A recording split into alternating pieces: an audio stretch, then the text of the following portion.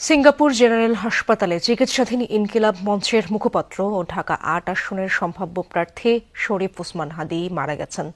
ইন্না লিল্লাহি ওয়া ইন্না ইলাইহি রাজিউন। শরীফ ওসমান হাদীর মৃত্যুতে ভারতের ইন্ধন আছে এমন অভিযোগ করে এই মুহূর্তে চট্টগ্রামে ভারতীয় হাইকমিশন ঘিরে বিক্ষোভ চলছে। সেখানে শিক্ষার্থীরা বিক্ষোভ করছেন। দর্শক, ওসমান হাদীর জন্য শাহবাগে শোক মিছিল করছেন বিভিন্ন সংগঠনের নেতাকর্মীরা। সেখানে রয়েছেন আমার সহকর্মী তানভীর সিদ্দিক টিপু। সরাসরি যুক্ত হব তার সাথে। টিপু, শোক মিছিল নিয়ে বিস্তারিত জানাবেন। মিছিলটি এখন কোথায় রয়েছে? উসমান হাদীর মৃত্যুর সংবাদে ইনকিলাব মঞ্চের যে শোক মিছিল বের হয়েছে সেটা এই মুহূর্তে শাহবাগ থেকে কেবলই শুরু হয়েছে। আপনি দেখতেই পাচ্ছেন যে ইনকিলাব মঞ্চের নেতাকর্মী যারা রয়েছে তারা শাহবাগ থেকে টিএসসির দিকে তাদের এই শোক মিছিলটি নিয়ে যাত্রা শুরু করেছেন।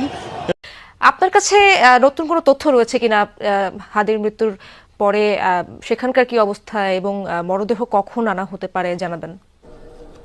ইশরাত, খুব স্বাভাবিক যে হাদীর অনেক সমর্থক এবং তারাও আসলে ঠিক যেমনভাবে এই মুহূর্তে তাদের প্রতিক্রিয়া জানাচ্ছিলেন, পুরো বাংলাদেশেই হয়তো এমন বিরূপ প্রতিক্রিয়া রয়েছে, সেটি একটি ভিন্ন কথা। এবং নতুন যে তথ্যটি আপনাদেরকে জানাতে চাই যে বেশ কয়েকটি সোর্সের মাধ্যমে বা তথ্যসূত্রের মাধ্যমে আমরা এই মুহূর্তে জানতে পেরেছি যে আগামীকালই মরদেহ আনা হবে বাংলাদেশে এবং সেটি হয়তো দুপুরের পর নাগাদ বাংলাদেশে আনা হবে হাদীর, অর্থাৎ ইনকিলাব মঞ্চের মুখপাত্র এবং নেতা শরীফ ওসমান হাদীর।